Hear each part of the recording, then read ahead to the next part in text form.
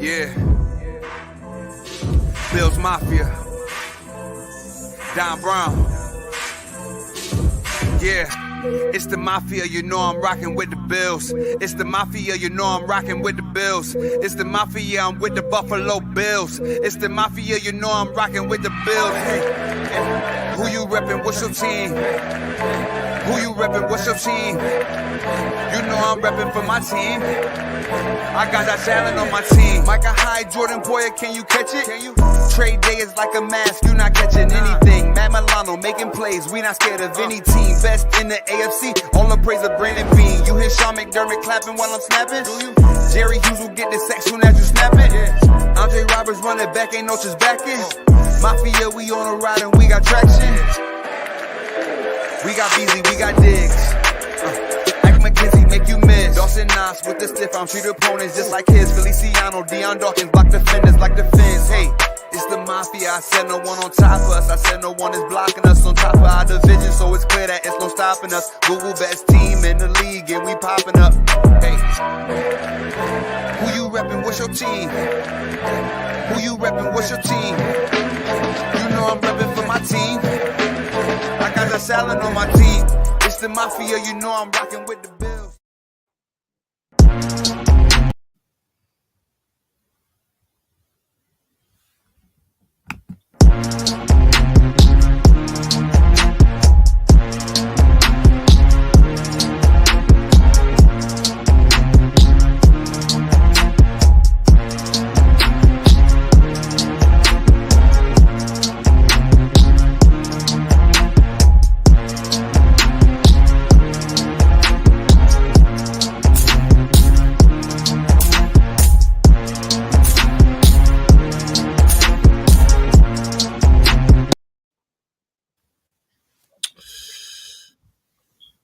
What's up? What's up? What's good? What's good, sports world? What's up? Getting the fire started on this beautiful, beautiful, beautiful Saturday afternoon. I am Andre the Torch Robinson, the fire starter, in the building with my bro. You see his setup, man. His setup is phenomenal. I'm liking what I'm seeing. Yeah, got a whole lot back there. Everything, it looked like everything Buffalo and some back there. My guy, Joe Monster McDowell. What's going on, Monster? Nah, man, feeling good, ready to make it clap. Let's go, Coach. Make it clap. Come on, man. You sound like you ready to put them lights on for a different reason. Making it clap. You never know. You never know. Man, oh man. Shout out to everybody that's tuned in right now to the MNT Live at the Apollo show. By the way, we are not at the Apollo today. A lot of stuff going on right now. So this week we won't be at the Apollo, but I'll be back at the Apollo soon. You seen me yesterday on the Everything Buffalo show. And speaking of Buffalo, we would be amiss if we did not talk Buffalo Bills first. So let's get this out the way. We got NFL talk, some NHL talk coming up. Monster, let's talk about these Bills, man. You want to talk about the Packers game, or you want to talk about what's coming up? You want to reach back, or you want to pull forward? We can touch on a little bit of both. Everybody that said that it wasn't a dominant win, who gives a shit? A win's a win. Like, what do you care? Like, are we that spoiled? Do you remember losing almost every game every year? Like, don't start being those fans, Bills Mafia. We're displeased with the level of win. You know what I'm saying? A win's a win. Who gives a shit how we get it? Like, it is like this college football or something. Right. Like you don't think we can blow these teams out? It's Sean McDermott's not that guy. He's not going to rub it in your face. You know what I'm saying? Maybe Andy Reid and the Chiefs, maybe. But he's not going to rub it in your face. We get the lead. There's no point in that game where we were in danger of losing it. So it's whatever. But, dude, the Jets are frauds.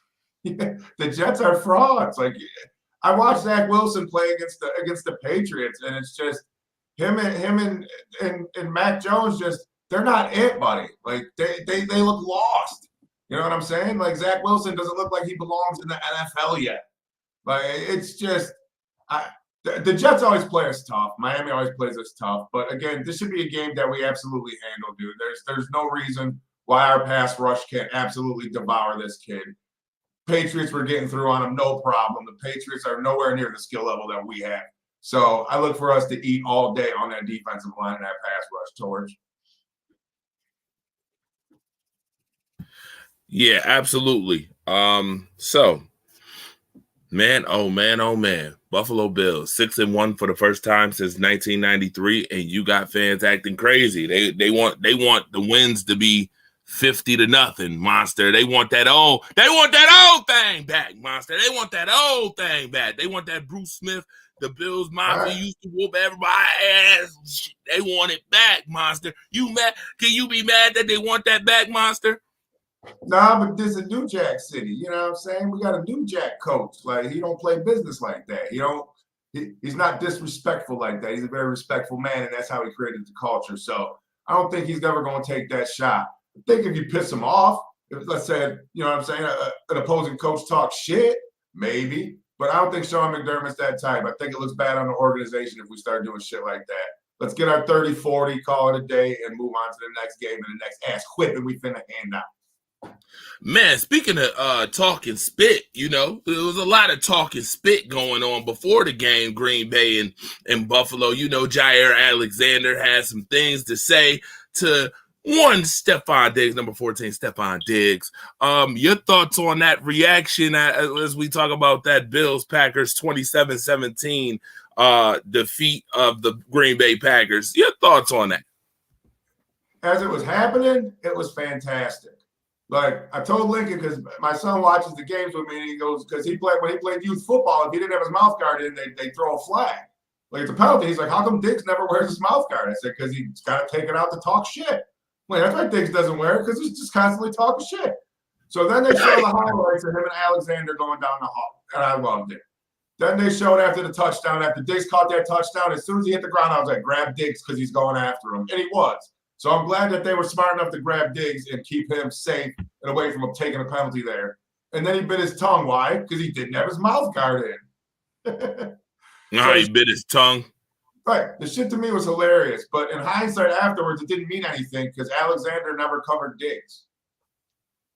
Right, he never did in the game. Right. I don't know why people thought that, but he never really covered Diggs. Right. Jaire Alexander was on Gabe Davis for the whole game. He didn't cover Diggs for anything. So, and what they threw at Alexander handled. But no, he wasn't on Diggs. So the woofing and shit is funny, but y'all two never fought. Yeah, I know. They kept them away from each other. But I like that intensity, though. The emotion. Like, I like that. You need that in championship teams. You know what I'm saying? Diggs brings that. It's just perfect. Yeah, absolutely. He does. Definitely. So here's the thing, though. Speaking on Jaire Alexander in that situation, I kind of want to segue from that to something that I saw, and I need to bring this to attention to folks. Again, if you were watching the Everything Buffalo show, I kind of talked about Josh Allen. Critique the game, though, monster. Josh Allen's game in this game, and I'm gonna tell you if I agree with you or not. But critique his game. How were you? Were you impressed by his game in this one, or did you think? No, I wasn't impressed. I think the interception he threw at the end, where he tried to squeeze it to Gabe Davis at Alexander, I think that was dick swinging.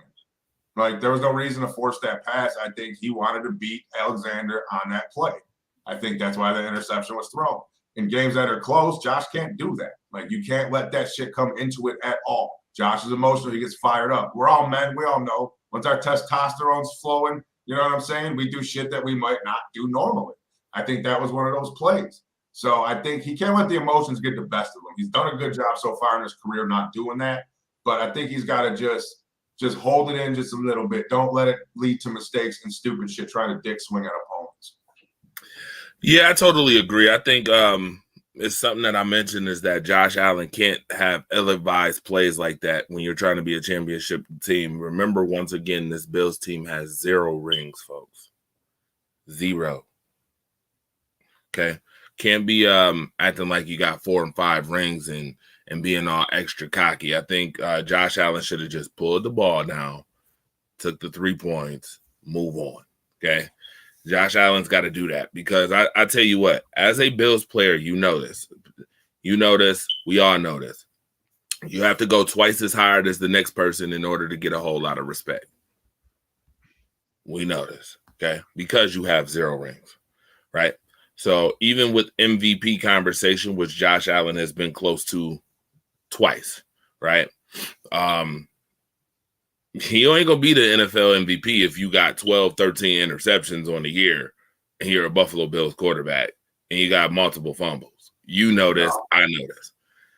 They'll pick somebody else. They'll find Joe Burrow to give it to, or somebody like that right now. All right. So Josh Allen, pull the ball down, throw it out of bounds, take the 3 points, move on. Okay. Because things like that later on in the season can bite you. It can come back to haunt you if you don't. You know, you get that mentality later on where it matters most, and you'll be going home again. So hopefully they don't do that. But positive spots, obviously, you know, Stephon Diggs had 108 yards in that game against the Packers. It was over at halftime to me. I was there, obviously. I seen it, blah, blah, blah, on the field. Yeah, it was over at halftime to me. Yeah, the game was never in doubt. I never felt like we were threatened at all. I didn't feel like they had any kind of an offense to compete with us. It just looked like they wanted to just save face, make it as close as possible, and get out of town. Like, yeah, they didn't look like a professional football team. But that's what happens. So what happens when your quarterback takes all your fucking money and you lose Devontae Adams. All right. Another conversation for another time. I see what you're doing right here. I see you stirring it up, Uncle Howie. Okay, Uncle Howie, you over here stirring it up. I'm going to stay Bray Wyatt on this one, okay? I'm going to stay Bray Wyatt. I'm turn into the feed or White Rabbit on the show or nothing, all right? So, moving right along down the road to this week. The New York Jets and the Buffalo Bills are playing this week. Your thoughts, synopsis on this game. What do you see happening? Take us through it. Aside from Sauce Gardner, like, we're going to see what they can bring. The Jets are frauds. Like, come on, bro. Really? The Jets? Like, if you watch the Patriot game, it was pathetic.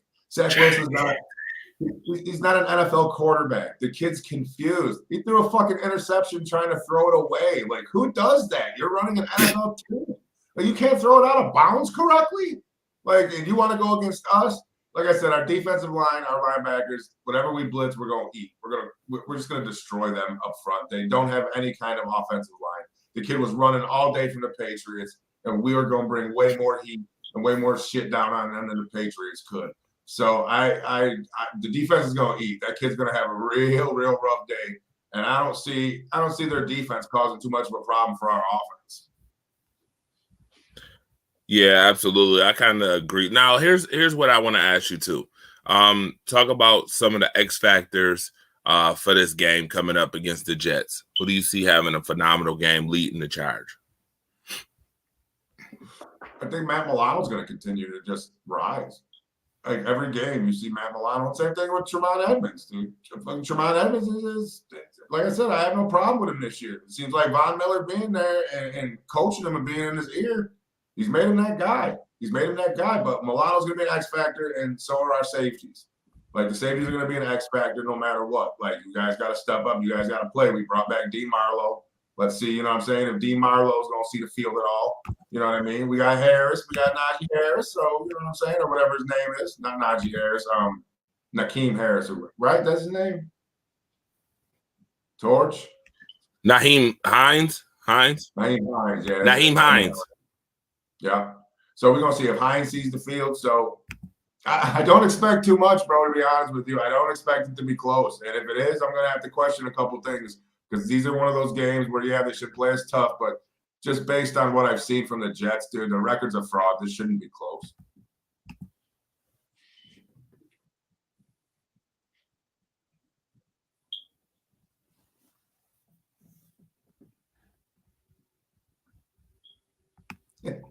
Are you there, Torch? Torch. Yeah, I'm here. I'm listening. I got you. I'm playing around with a couple things. Well, now you're frozen. Unfreeze yourself. Yeah, I'm unfroze. There you go. See? See, that was Uncle Howie acting up. I had to unfreeze. That was Uncle Howie. Yo, you know what? I just noticed, Monster, you look like Uncle Howie a little bit. You could actually pass for Uncle Howie. Maybe. I am a handsome fella like Uncle Howard. That's it. No. Okay. All right. Are we back now? Yeah. We good? I ain't going nowhere. I'm right here. Hopefully. Okay. My shit is smooth. I'll be lagging. Yeah. Okay. I guess we was having an Uncle Howdy moment right now.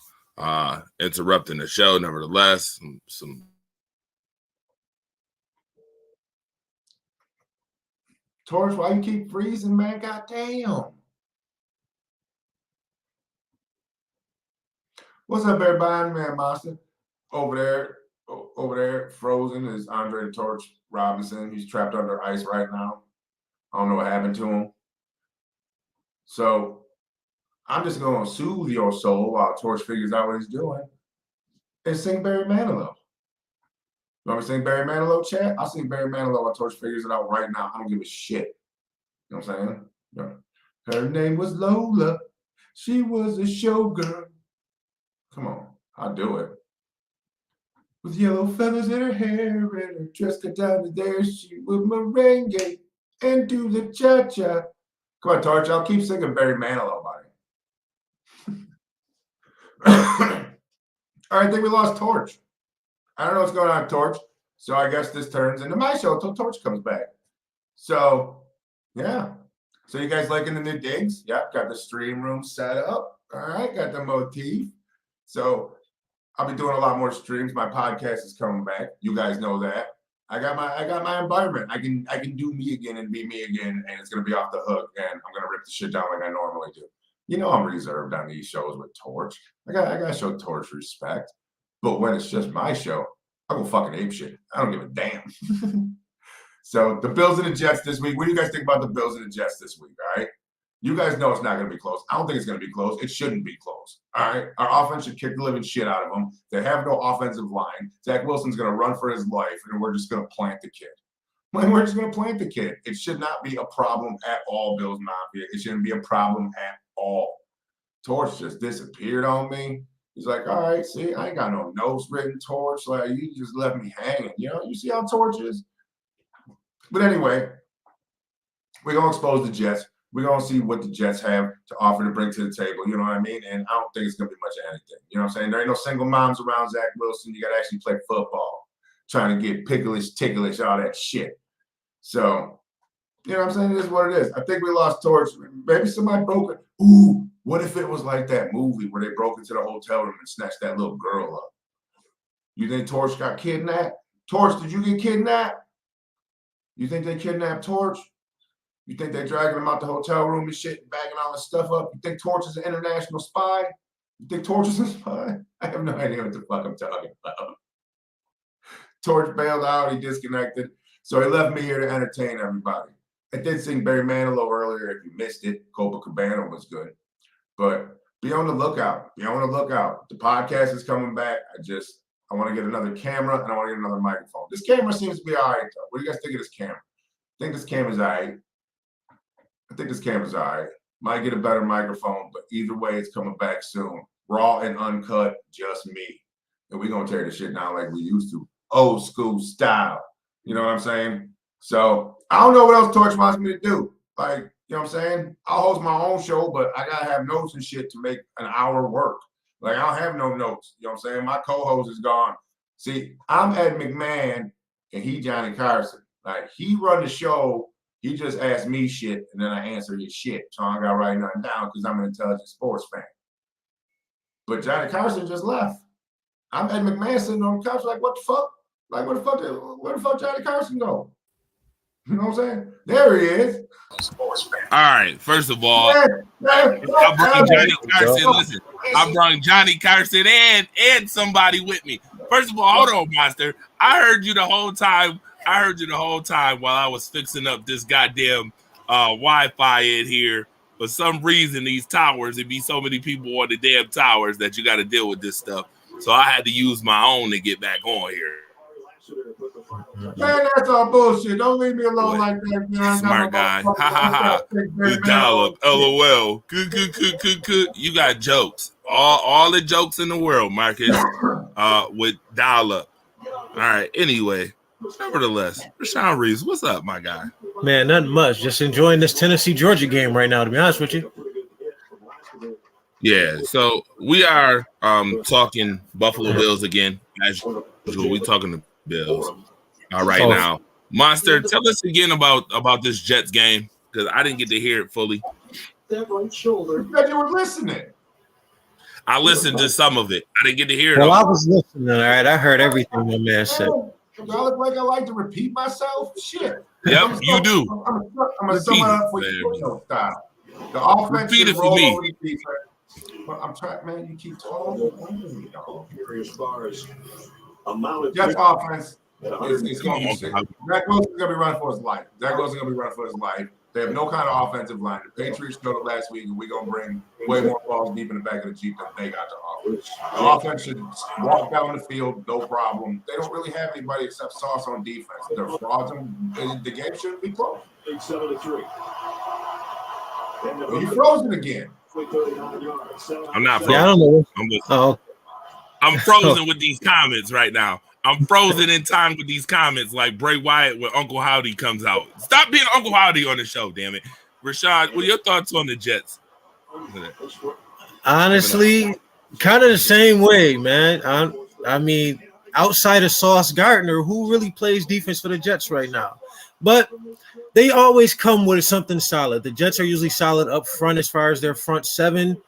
Their secondary seems to be pretty good, actually, this year with the two rookies at cornerback. They're actually not that bad. They're playing pretty good football. It's just there are not a lot of names on the Jets defense. I mean, but as a unit, they play pretty good. On offense, though, the Jets don't have much. It just is what it is. Their offense is going to struggle because they don't have an offensive line. You can draft 8 quarterbacks in a row in the first round. If you never take an offensive lineman in the first round, at some point it's going to catch up with you. And that's what the Jets are going through. Like, yo, luckily Zach Wilson has some speed. He can actually move a little bit. If it wasn't for that, the Jets would be in a struggle. And if it wasn't for the fact that Breece Hall came out as a rookie and was doing what he was doing, that's going to have an effect on the team. Michael Carter is a good running back. He's a number 1. I guess we'll say he's their number 1. But it's like, yo, outside of Breece Hall, they really didn't have much of a running game. So now we're going to see what they can do with dude they just picked up from Jacksonville and Michael Carter, because the Bills are definitely not a team you want to be practicing against, though. So it's going to be a fun one for the Jets. And that Jets offense is definitely going to have a fun day, to say the least. Like, ain't gonna be no single mamas on that field this week, dog. Oh man, yo, Zach Wilson is the boy. It's that boy. All right, any X factors in the game, Rashad? Anybody in particular you feel like gonna lead the charge this week before we get into the stuff? If there is gonna be an X factor, it'll be DeMarcus. What's his name? DeMarcus Robinson. That's the name of the running back the Jets just picked up. It's going to be him. It's going to be him because he's going to be the one taking over for Breece Hall. He is going to be the X factor in this game. Whatever he does, the Jets are kind of going to flow with that, or because Michael Carter he's not the answer. He's not the answer. Are they still at it? Yeah, I did. I tried to be honest with him, but he's not the answer. So Zach Wilson, he talked about Zach Wilson. First of all, that's why Zach Wilson has a dog on his face instead of his profile picture for quarterbacks when they talk about quarterbacks.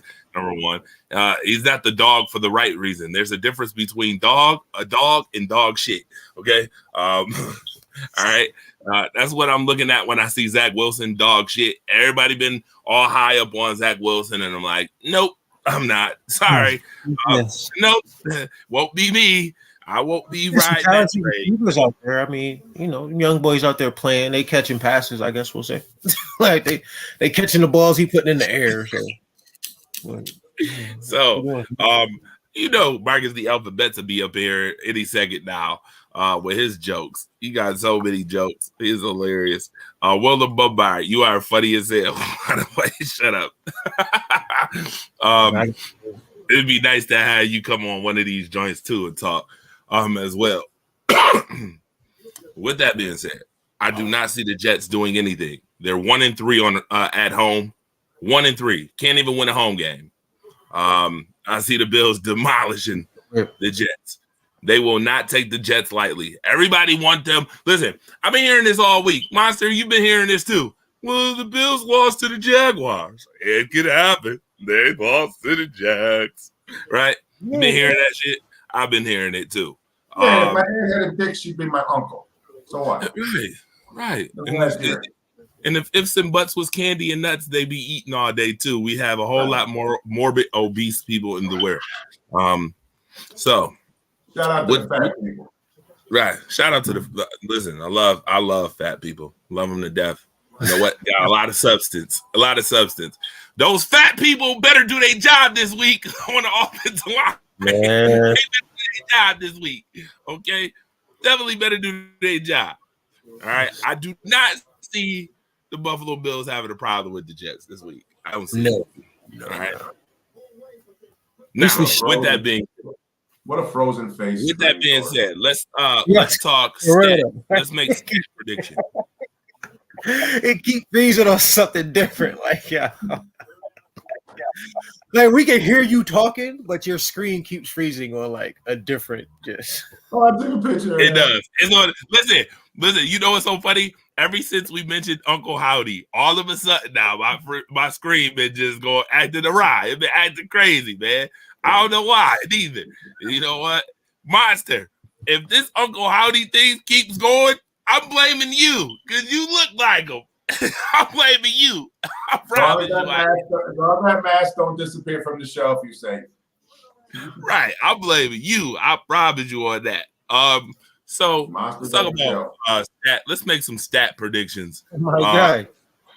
This guy right here. This one, Mr. I know he was nervous in the first half. The one with the joke. The one with the joke. Nervous in the first half. What's going on, fellas? How y'all doing? He was nervous. We ain't asked for your introduction. Ain't nobody asked for an introduction yet. Nobody asked for his introduction yet. My boy was nervous. Did we not learn anything? Did we not learn anything from the game on Thursday? Yeah. You do not just assume you're just going to kick somebody's ass. Oh, This for the Jets is a playoff type environment. I'm not saying that the Bills won't win, but y'all are just kind of, we're just going to kick their ass. Yeah. And that's what the Eagles thought that they were going to do to the Houston Texans. Because you got a big game next week against the Vikings. That's going to be a big game. And we call these trap games. Don't go, like Bill Parcells used to say, don't fall for the cheese. Don't go after the cheese. Leave the mousetrap alone. Don't go for the cheese.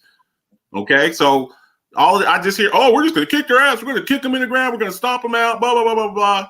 They're professional athletes, just like Houston when they were sitting over there playing. Now, talent usually,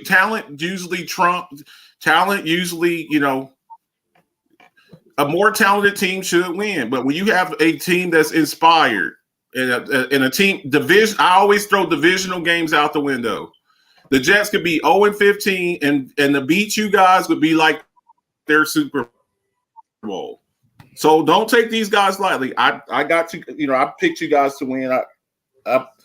I said 35-17, but I think for a little bit, it's going to be a fight. It's going to be a fight. They're not just going to just lay down and dodge. Marcus, the only trap in this game is listening to that hamburger ass analysis where you just so badly want the Bills to lose like they lost to the Jags. So we're gonna put two pieces of bread. We're gonna put 2 pieces of bread on that hamburger ass analysis, and that's gonna be the trap right there. We're gonna trap that shit. Ain't nobody going for no cheese, player. This is gonna be business as usual for the Bills. Business as usual. And just like the Eagles, the only undefeated team in the league, went in there thinking they were just going to walk into Houston, go to their house, and kick their ass. I picked the Bills to win this game. I'm just saying this is the very definition of a trap game. Thought you were just going to go down to Miami and kick their ass too, didn't you? Hold on. Will Bombard said this ain't no trap game. He said it's not a trap game. The Jets have a winning record. Where do you see a trap game at? Because it's the trap game. Oh my God! It's like talking. Too. A trap game means when you're expected to win. It doesn't matter about the it's expected to win. You all expected to go to Miami. You all expected to go into Miami and kick the dog crap out of Miami, right? How did that work out? Right? Nah, and then proceed for Miami than what I have for the Jets. I ain't even gonna hold you. Yeah, I ain't gonna hold you. Time out. You lost to a quarterback. I did expect Miami. Yes, I did expect. You lost to a quarterback who was concussed. You lost to a quarterback who was concussed. Well, you lost to a quarterback who was concussed. Wait a minute. I tell you what, you saying that says a lot about the league because any quarterback that's concussed shouldn't even be playing. But okay, wow, who just said coulda, woulda, shoulda? Who just said coulda, woulda, shoulda? If you're playing against a concussed quarterback, you should go out there and finish them off, right? Coulda, shoulda, right? Won that game. That's nothing. Right. The Bengals got him out of there. The Bengals got him out of there, right? They got him out of there, right? Well, wait a minute, time out. I think the circumstance is a little different too. The Bengals got him out of there on a short week too, on a Thursday night after they just played. He was concussed, and he came out in the second half and threw a 75-yard bomb to Jalen Waddle. Right. You know why the Bengals got him out of there? For the same reason that they got the Chiefs out of there the year before. The Bengals got the tool when it mattered. The Bills didn't. How about that? Okay, that's what I'm saying. Again, this is a trap. This is a trap. I mean, you're not telling me. Everybody that's in the comments. Listen, everybody in Vegas, and that's where most of the bets and stuff take place. I don't know does anybody have the line for this game? Everybody in Vegas has the Buffalo Bills is probably 10, 13 point favorites, right? Yeah. That's the very definition of a trap game. It is a divisional game. You are playing in their house. I expect you all to win, but do not think that they're just going to roll over and die because you guys are, Super Bowl favorites this year. I expect them to put up a fight for a little bit. And again, I will say this so you could talk to the crowd as if like you talking to me like I'm saying the shit. I'm not saying it. The crowd, the people that's watching the show is saying it. Okay, I'm saying this. The Jets are 1-3 at home. 1-3 at home. They've won one home game this year. Okay. I do not expect. What are the Houston Texans at home? What are the Houston Texans at home? They lost again. Okay. I got you. And for a little bit, they put up a fight because the Eagles were looking ahead, and that's the very definition of a trap game. I don't think Buffalo's looking ahead, though. I think, matter of fact, if you want to be honest, I think the Bills was looking ahead at halftime last week when they had the Packers 24-7 and was looking ahead to the Jets this week. I don't think the Bills are looking ahead. We'll definitely see tomorrow. Don't lose this game. That's what I'm talking about right there. That's what I was waiting for. I was waiting for that right there. And then everybody starts getting COVID. Everybody starts coughing. Everybody's harder to find in Carmen Sandiego and Osama bin Laden. Can't find you. He tried to monitor. You know where he tried to go with that. I know. Everybody goes. I was there. After Miami, I couldn't find you guys. After Miami, I was there. You were right there after Miami. Huh? But you were right there after Miami. We did a show after Miami. Yeah, I didn't find you. Jay Renaud was looking for you guys. Were nowhere to be found. I was around. When the Bills win 5 minutes later, we got a Bills special celebration show. But when y'all lose, y'all are harder to find than Osama bin Laden. Where's Monster? Where's Torch? Where they at? Nobody can find MTT Center. We can't find. Torch was around. Nah, Torch wasn't around. Torch was missing for like 2 weeks. Torch was missing for 2. Torch was missing 2 weeks after that. Don't. I expect the Buffalo Bills to win. Your favorite. I expect you all to go in there and handle business. You should win. But do not take these guys lightly. That's all that I'm saying. You guys should win. I have y'all picked to win this game by 2 touchdowns. Don't overlook these guys. That's all I'm saying. Wait a minute, time out. So let's fact check that, sir. Let's fact check that. You said Torch wasn't around Sunday. Well, that's funny because Jay Renard was on the show Monday the next day. With me. I did not see you for. You didn't. I invited you to come to my show. I invited you to come to my show. You guys were nowhere to be found. All I'm saying is you should win this game. Don't lose. Don't lose this game. Don't lose. Go in there, handle your business. You do what you do to tomato cans. You kick a tomato can down the street. That's what you do. That's what you're supposed to do. You beat up bad teams. That's what you're supposed to do. You guys should blow these guys out the water. Marcus. Yes. Why are you so angry? I'm very happy. I'm very happy. I'm winning my fantasy leagues. I'm up in my survivor pool. I'm very good. The Buffalo Bills got a Buffalo Bills bottle out there. Got a Buffalo Bills Hennessy bottle out there. You know, life is good. Life is real good. Are you mad because Tony Pollard's a better running back than Zeke is? Zeke, they serve their role. Are you mad because you got 3 of the same type of running backs? You go get Nyheim Hines. He's the savior of the franchise. Nyheim Hines, another. So you went and got so at the trade deadline, the best move you can make was picking up Nyheim Hines, another 195-pound running back. What's that? I personally would make that holes to fill. You don't have no holes to fill? Yeah, you do. You need a power running back. You need a power running back. Everybody in the league, including the Cowboys. Why do we need a running back so importantly? Does this offense look like you don't lose a game? You don't lose a game in 13 seconds because you can't run out the clock because you can't hold on to the ball and play ball control at the end of the game. That's why. Get the fuck out of here. That had nothing to do with the call. That was the defensive call. Let me ask you this, Monster. Answer this for everybody out there in Buffalo Bill land. Answer this for Buffalo Bill land. What would happen if you had drafted Najee Harris and you had Najee Harris in the Cincinnati Bengals in the Chiefs playoff game? I look at what he's done with the Steelers, and I don't see your point. What changes?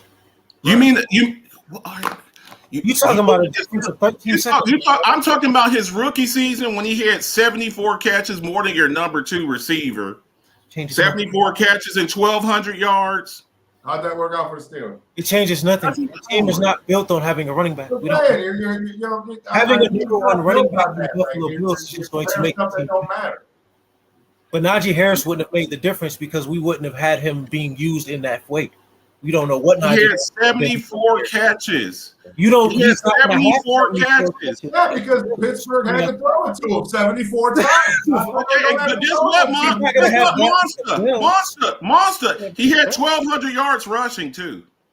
It's not gonna have 1,200 yards rushing too. So it's not just throwing the ball. He can run the ball too, and he's 240 built on run.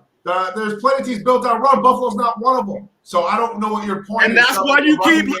Have the Baltimore Ravens won a championship in the past 10 years? The Baltimore Ravens? No. Yes, they have. Yeah, they did. Joe Flacco. The Ray Lewis, Joe Flacco days. Yeah. So those running teams, guess what? They win games. Because that's the. That's the formula to winning games. Last year, Super Bowl champions ran the ball a lot, right? The team before that, they ran the ball a lot, right? No, you mean the Buccaneers who ran Leonard Fournette and Ronald Jones down the Chiefs' throat? The Rams who just threw it all over the field? Like, what are we talking about here? That was last. I'm talking about the team that keeps putting you out the playoffs, the Chiefs. They got punished in the Super Bowl by the Bucs, who ran Ronald Jones and Leonard Fournette down the throat. You said We're We not lost the Chiefs. seconds, my I'm brother. comparing us. I We're got not you. the Chiefs. It's the same formula, though. It's the same formula. They threw two It's the quick same. passes Stop against a the run the ball, play good defense. It's the same formula. It's the same formula. Maybe I watched a different ending to that last playoff game than everybody else, but what I saw was the Bills drop into a cover 4 defense and the Chiefs throw 2 quick passes to one of the fastest players on the face of the earth right now. Like, They shouldn't have ever got the ball back. if you throw the ball to Tyreek Hill with 10 yards in front of him, he's going to pick up 15. I got you. You throw the ball with 10 yards in front of him, You don't give the Chiefs the ball back if you run out the clock. What's the difference? 13 seconds. That's what we got. 13 seconds. You run the football to keep so the ball. We could get able to run out 13 seconds and score that touchdown at the same time. You run the football. You run. We needed the touchdown, regardless of what running the ball for what. We needed the touchdown right before that 13 second. We had a play where we literally threw the ball. We have no timeouts left. Running the ball has nothing to do with that situation. Running the ball has everything to do with it because that's what 13 seconds of football. Run the ball. Run the ball. They don't get the ball back. Run the ball with no timeouts. We're gonna run the ball with no timeouts, and we need a touchdown. I'm talking about in the overtime. We didn't get the ball. We didn't get the ball. They scored a touchdown. It was over. What are you talking about? We didn't get the ball. Get the ball overtime. You punish teams at the end of the game. You guys should win this game again. You should win this game. You should win this game against the Jets. You should. It's a trap game. Go out there, handle your business. They're a tomato can team. You all are a superior team. Beat them up. Good teams, they blow out bad teams. That's what they do.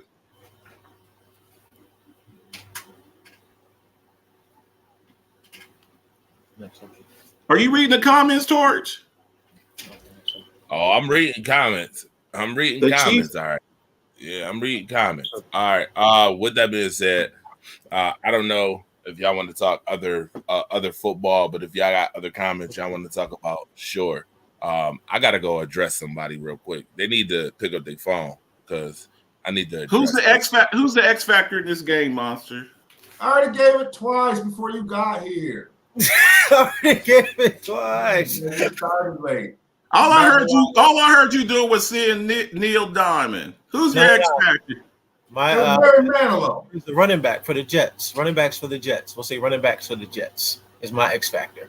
Because if we do lose the game, it'll be because the running backs for the Jets actually showed up and played good football. Outside of that, oh my God, this guy said the Chiefs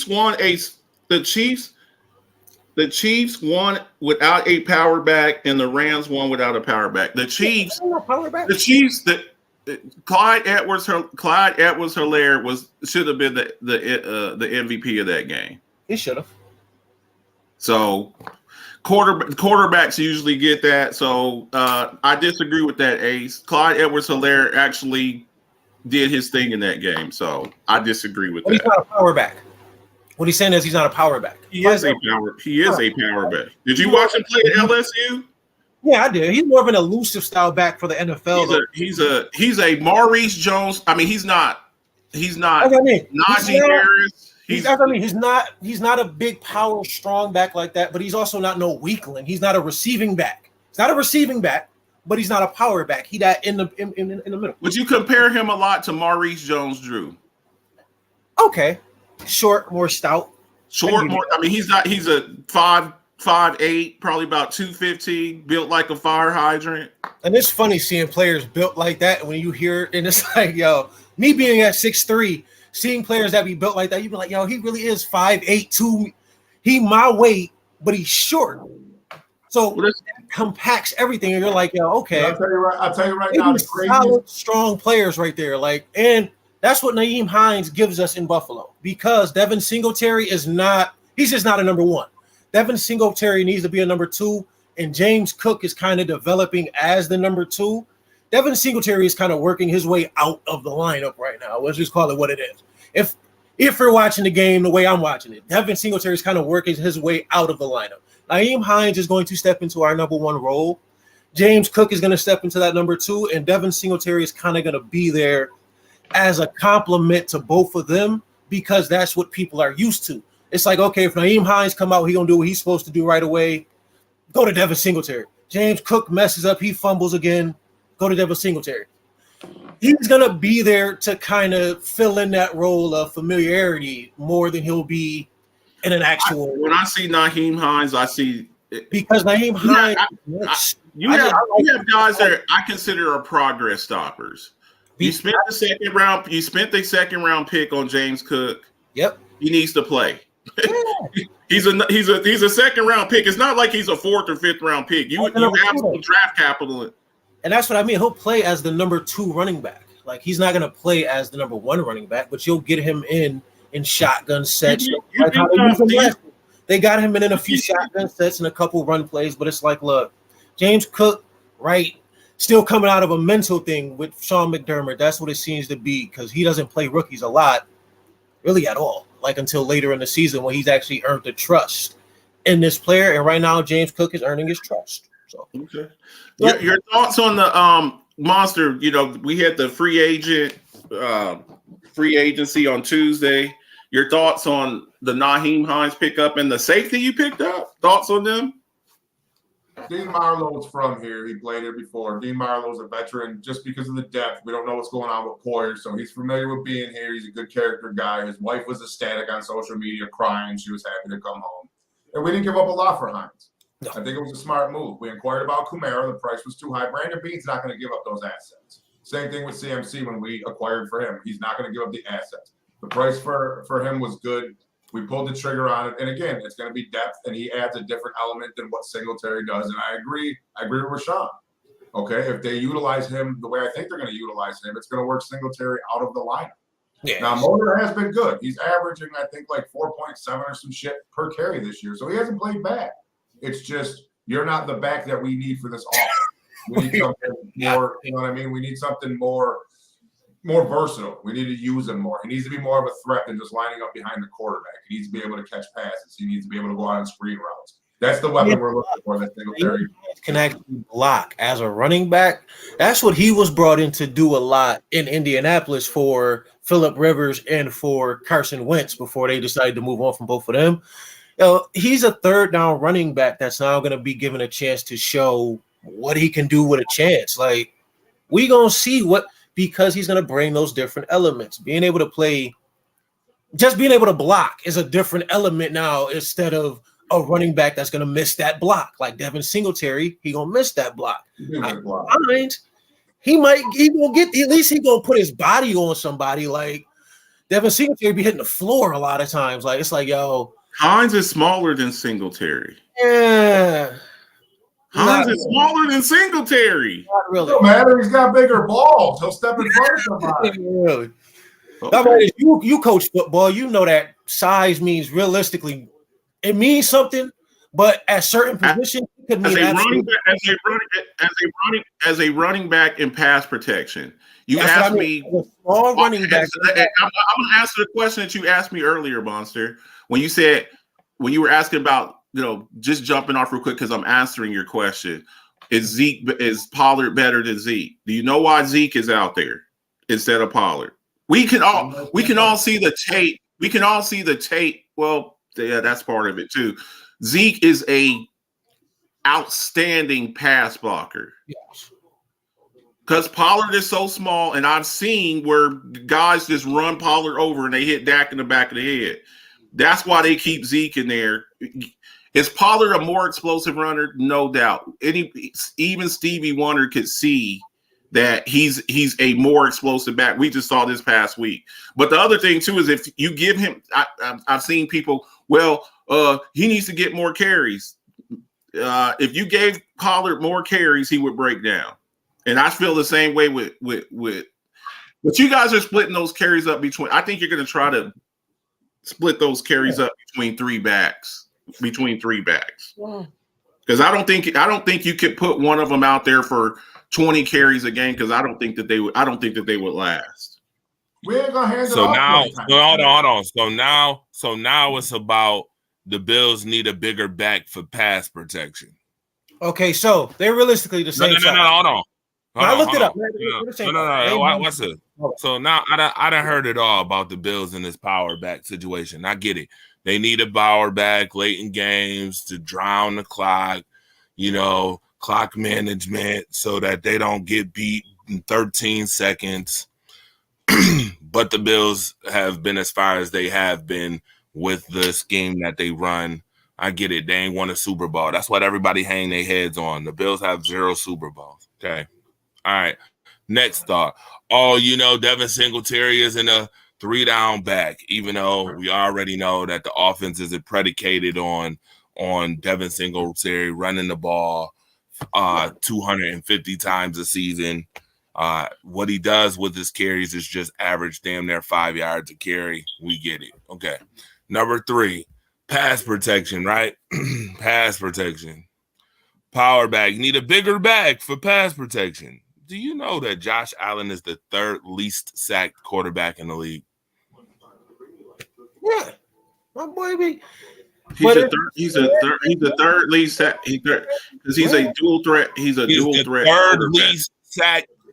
And that does help as well. Being matters. being For what? able to actually break out Pass of sacks. protection.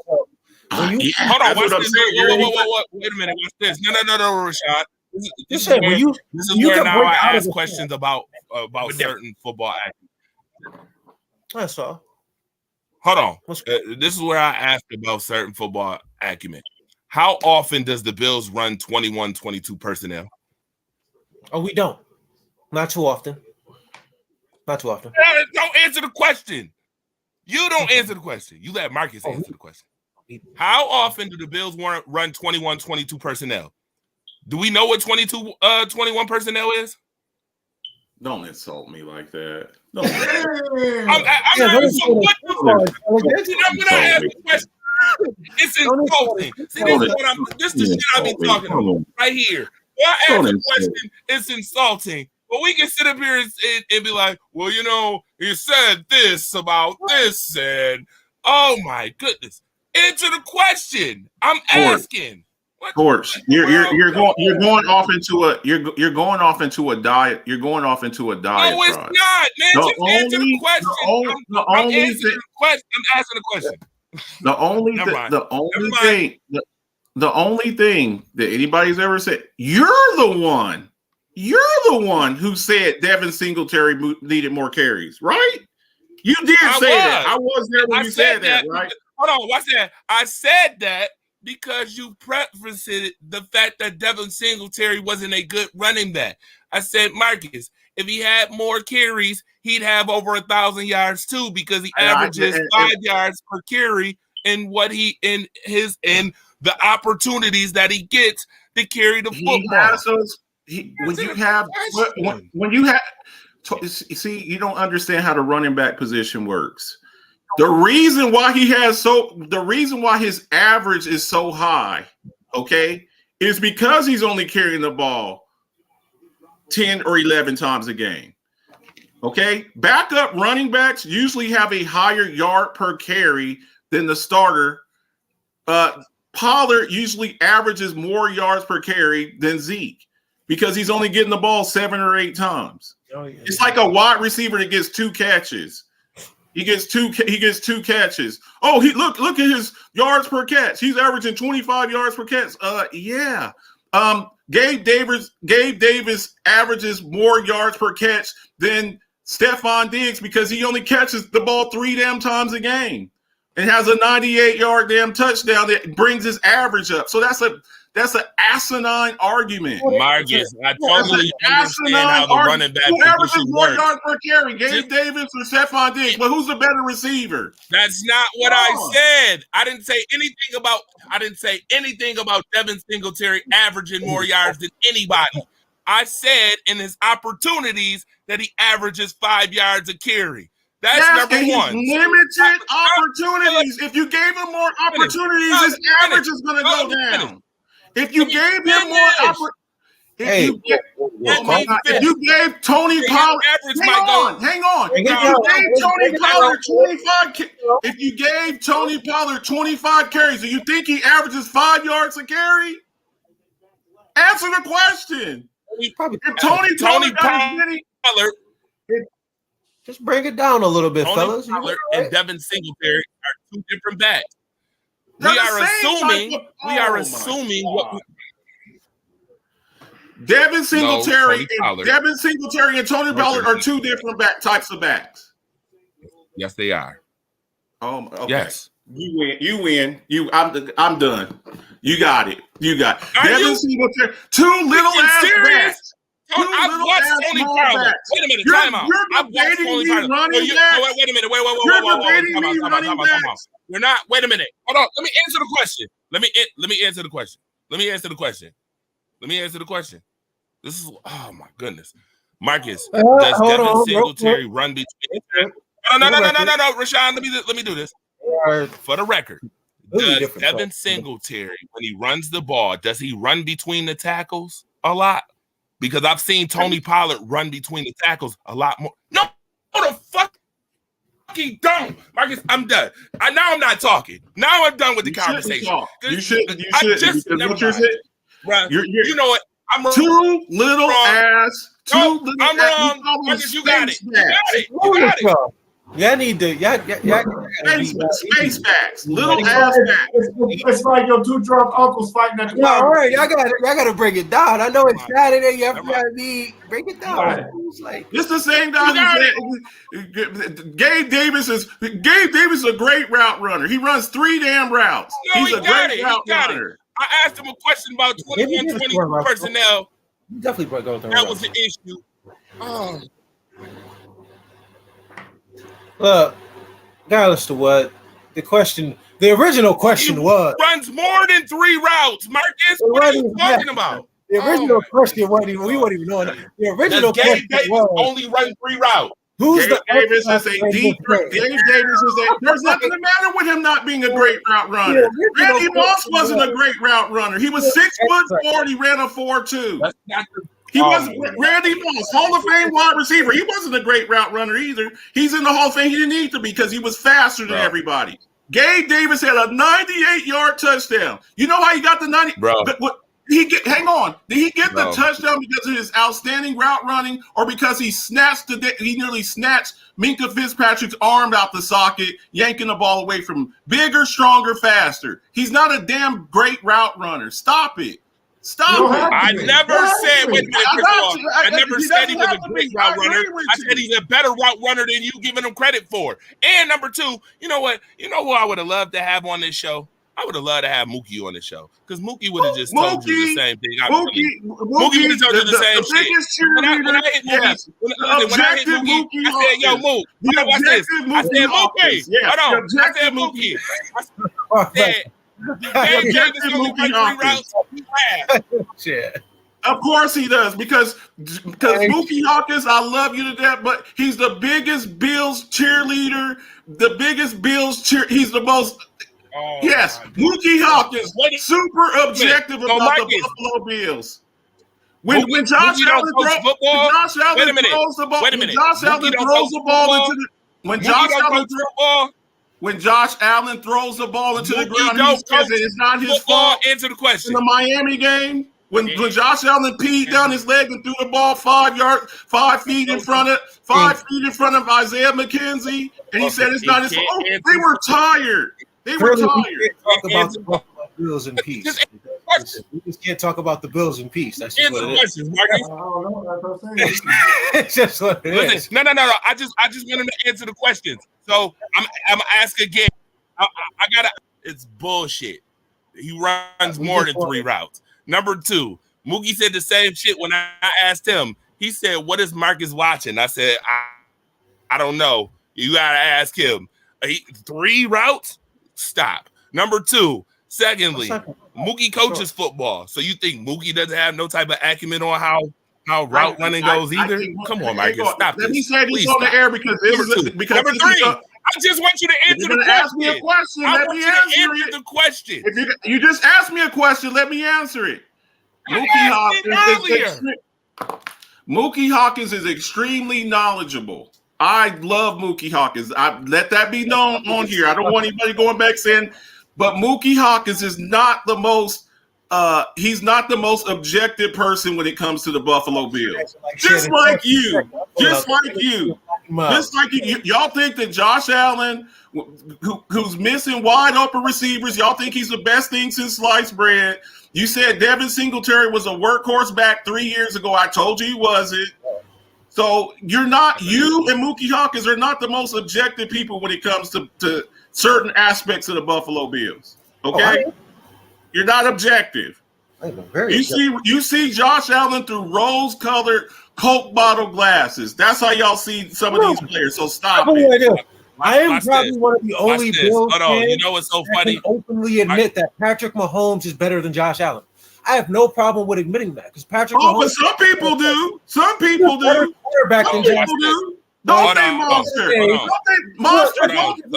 Monster. Patrick Mahomes. I got you, Rashawn. I got you, Rashawn. Some people do have a hard time. Monster. Some people do have a hard time admitting that Patrick Mahomes is better than Josh Allen. Don't they, Monster?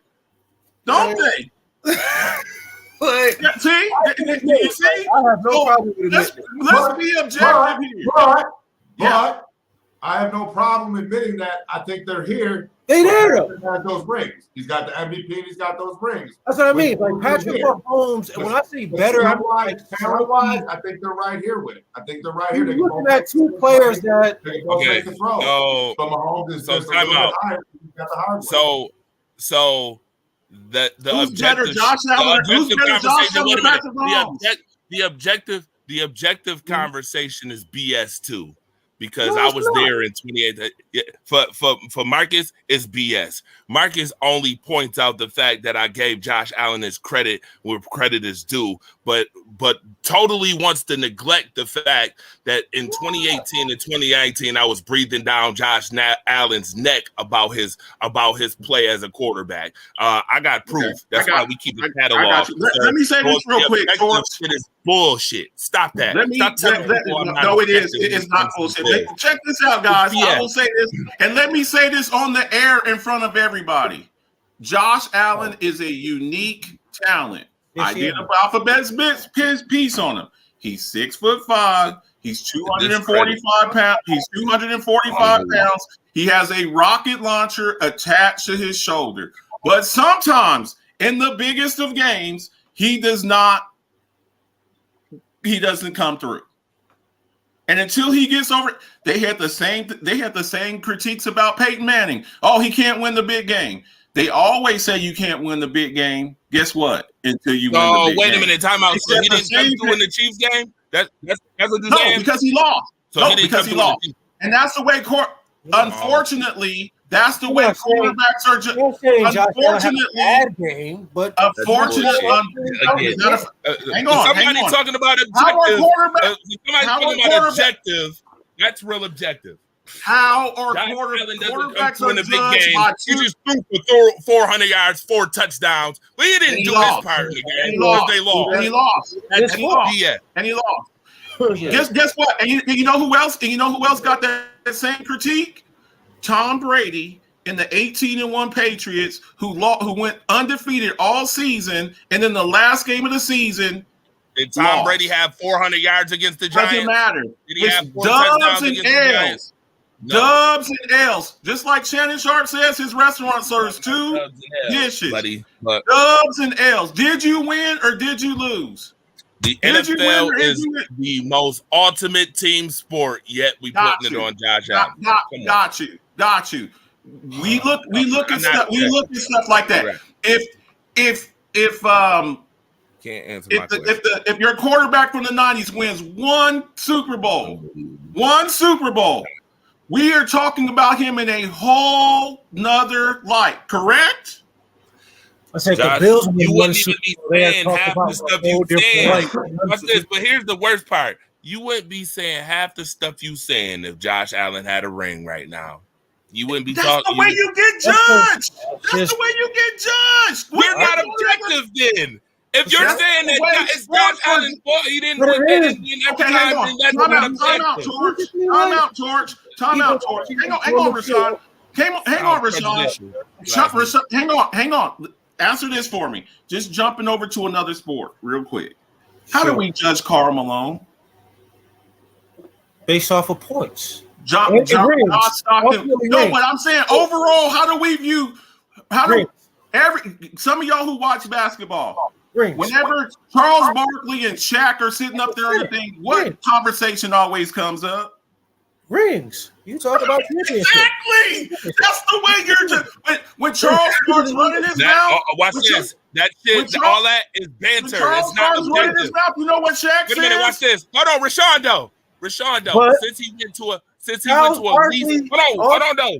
Rashawn, since he went to a least. eye test Since at the he end of went the to day. a less team oriented. Hold on. Since he went to a less team oriented sport. It's a team sport.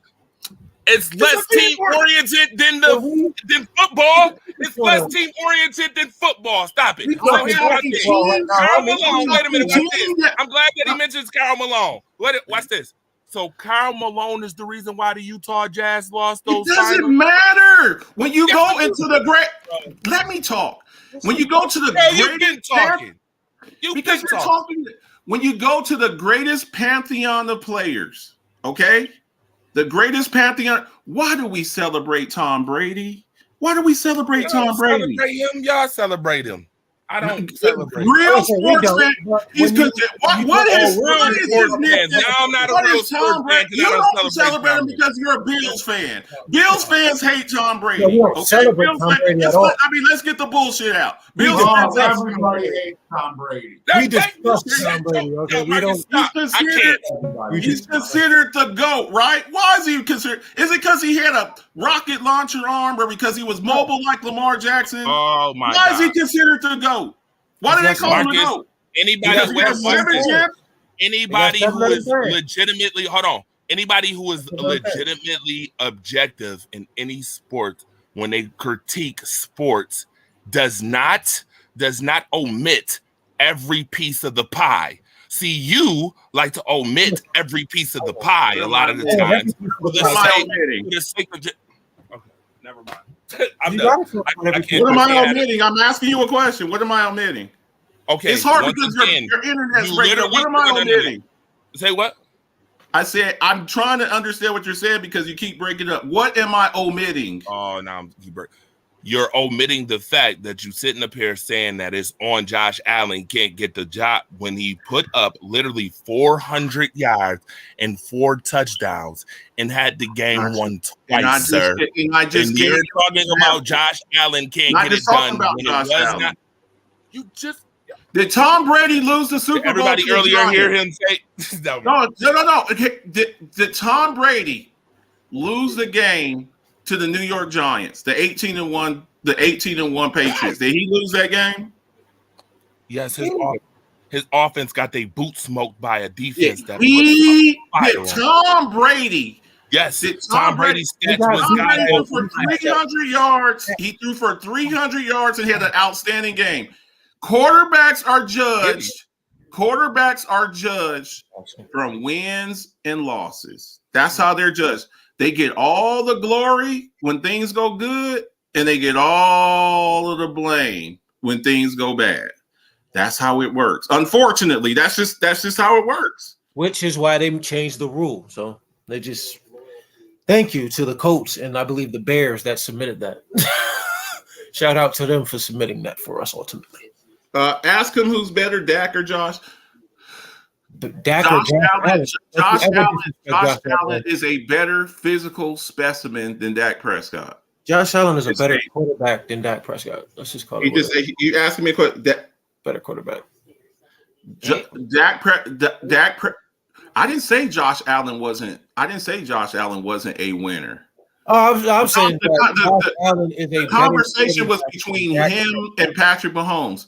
Yeah. Okay. Dak Prescott's a 4th round quarterback who wasn't supposed to be the starter. Josh Allen better than Dak Prescott. We ain't talking about the draft. We're not bringing that up. You see how easy that is? You see how easy? You see how objective that is? You see how easy it is? Because they used to say that about Kirk Cousins. It's like, yo, Kirk Cousins beat out Robert Griffin III. Josh Allen is a better quarterback.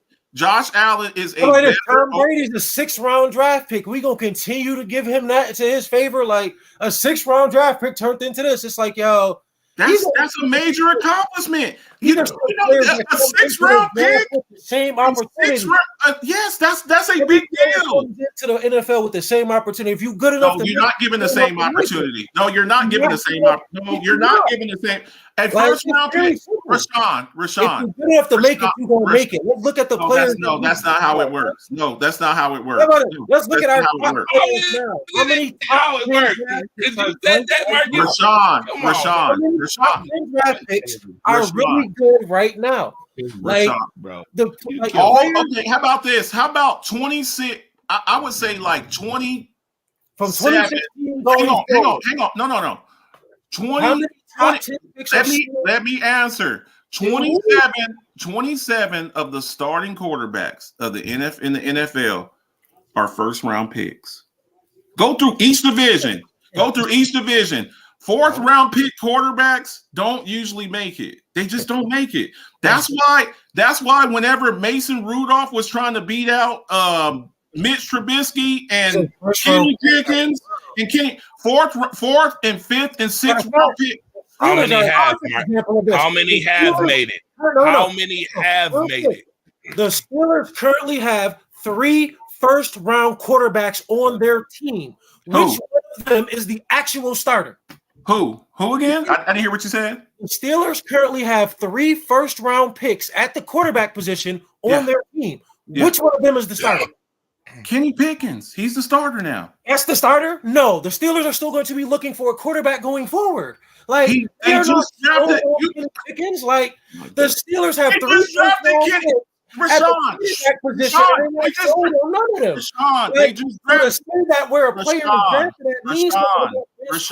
they just drafted Kenny Pickens in the first round this year. They're not going to draft another quarterback next year.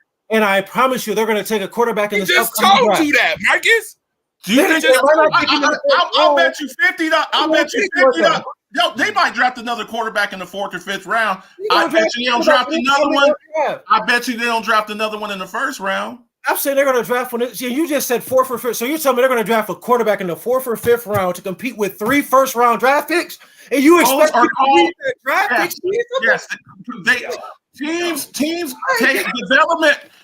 Teams take developmental quarterbacks every single year. You draft developmental quarterbacks. Every team does that. Every team does that. He's not the answer at quarterback for them. Right now, we're talking about firing Mike Tomlin. Who said firing Mike Tomlin? This is the first time we've ever heard the words "fire Mike Tomlin" come out of anybody's mouth. Because their offensive line is atrocious. And I got 3. How does Joe Burrow look right now? How does Joe Burrow look right now, Rashawn? I got 3 first-round quarterbacks on my team. He looking better than How does Joe Burrow look right now? How does Justin Herbert look right now with all their offensive linemen hurt? At least they're full-time starters. They don't even have a full-time starter. Like, they got 3 first-round picks and none of them are full-time starters. The Patriots don't have a full-time starter. The Steelers got a full-time starter. The Patriots don't have a full-time starter. Mitchell Trubisky and Kenny Pickens take plays during the same exact game. They do not have a full-time starter. We all know the old saying, when you have 2 quarterbacks out there, you don't have one. I don't care what's going on. I don't care who starts. If Kenny Pickens starts every game going forward and Mitchell Trubisky played a 4th quarter, the Steelers still have 2 quarterbacks all season. It doesn't matter what happens there. You have 2 quarterbacks that are literally playing your whole game for you. When you got 2 quarterbacks, the Steelers are going to have a problem. They're going to have a real problem. Dak Prescott was not a higher draft pick than Josh Allen. But anyways, go ahead. It's hard to debate with people that don't know what rounds people are drafted in. It's like really rounds mean something. They don't mean nothing. Dak Prescott. Marcus, shut up. It's really hard. He was wrong about that. Okay, he was wrong about that. Like nobody's ever been wrong. How do you get 4th round? How do you get 4th round confused with 1st round? I'm not getting none of that. Like 70 players. Hold on, watch this. 70 players today. Hold on, watch this. Marcus, I'll answer that question for you. The same way that you don't think 4th rounders can make it, like Rashawn is making the point about if you're good enough to make it, you're good enough to make it. Listen, there's one Tom Brady. There's one. Okay, so in the past 20, okay, hear me out on this, Sean. Hear me out on this, Sean. In the past 20 years, 80% of the quarterbacks who've won the Super Bowl are first or second round picks. That's a fact. I researched that. Okay. The Mannings, hang on. The Mannings, they both have 2 apiece, right? Yes. Patrick Mahomes, what round was he? He's a first round pick, number 12. Joe Flacco. He shouldn't have been a first round pick. It doesn't matter what he went. What round was he drafted in? He wasn't first round. Daniel Jones drafted first round. Guess who else? I'm not talking about. I'm talking about the Super Bowl champions. I'm talking about from the year 2000. Hang on, from the year 2000 to the year 2022. See, the point that you're trying to make, it don't mean nothing. The question was, who's better? It does mean a difference. No, it don't, because Marcus, you're only judging these quarterbacks by Super Bowls. You only judging first round quarterbacks by Super Bowl. Because once again, that's how quarterbacks are judged. That's how quarterbacks are judged. Dan Marino. Is Dan Marino considered? Okay, hang on. Dan Marino. Draft pick. Don't nobody care about that. Dan Marino was in the same era as Joe Montana. Who do we consider to be a better quarterback? Joe Montana, because he got the rings. What is that? Exactly. Goodness gracious, this ain't rocket science. Come on. What does that have to do with the draft pick conversation we were just having? Because if you want you want a generational player, if you want a generational quarterback, what was the next pick, man? If you want a generational quarterback, you're going to have to get him in the first round more than likely. Okay, so watch this. If we were having, watch this. Rashawn, I'm glad that you mentioned that. No. I'm glad that we just had this conversation. Wait a minute, Rashawn. I'm glad we just had this conversation. Because I look at a lot of quarterbacks that were taken in the first round. Been drafted. Rashawn, I got this. Watch this though. I'm glad that. Let's ask the Browns how taking a quarterback in the first round has worked out. Wait a minute, Rashawn. Hold on, though. I got something better than that. The Browns are the other exception in a bad way. Let's ask the Browns. Let's ask the Jaguars. Let's ask the teams how taking a quarterback in the first round has actually worked out. Let's ask the Jaguars and the Browns right now how taking the first round. They're a clown organization. Hold on, watch this. No. Go back. Marcus, if you were objective like you claim, right? Since you love using the objective word, now you used it earlier. So if you were objective, who's really the better quarterback, Joe Montana or Dan Marino? The better quarterback? Yeah, let's have this conversation. Who? Leave the ultimate team sport of 4 rings. Leave the ultimate team sport of 4 rings out of it. Who's the better quarterback for real? I believe just the better talent. The better talent is what you're saying. Better quarterback talent, better quarterback. Yeah, it's the same, Sean. I'm going to answer it for you. I believe Marino had a better arm. I think he had a way better arm. But when you look at intangibles, see, when I take a quarterback into consideration, Tom Brady doesn't have a great arm. Okay, I'll give you that. It's like the conversation I have with people when it comes down to Tom Brady doesn't have a great arm. I also look at intangibles, the ability to your coolness under pressure. No one. I believe Joe Montana is one of the greatest clutch players I've ever seen. Is Terry Bradshaw better than Dan Marino? When you look at better than Dan Marino? No. So, but guess what? Terry Bradshaw was a first round pick too. I don't. Watch this. Terry Bradshaw was a first round pick. Watch this. Oh, I'll go deeper. Is Troy Aikman better than Dan Marino? Is Troy Aikman better than Dan Marino? Hell, horrible. Now, hang on. Let me explain. Let me explain. Troy Aikman had immense talent. The issue with the issue with Troy Aikman as a Cowboys fan is the Cowboys were a run-first team. If Troy Aikman were allowed to throw the ball as much as Dan Marino, he would have broke every record. Unfortunately for Troy Aikman, he was in a system where they featured Emmitt Smith. Yes, If Michael Irvin played in a passing offense where they threw the ball all the time, because they always talk about Michael Irvin not having, as many receiving yards.